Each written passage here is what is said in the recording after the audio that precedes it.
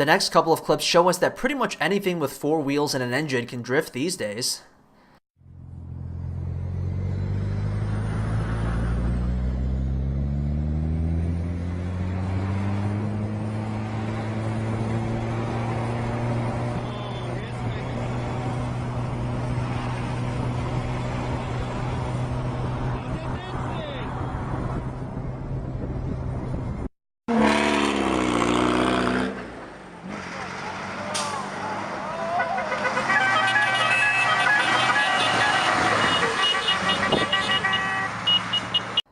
Meanwhile, using the power of drift to get away from cops is not just something you see in the movies anymore.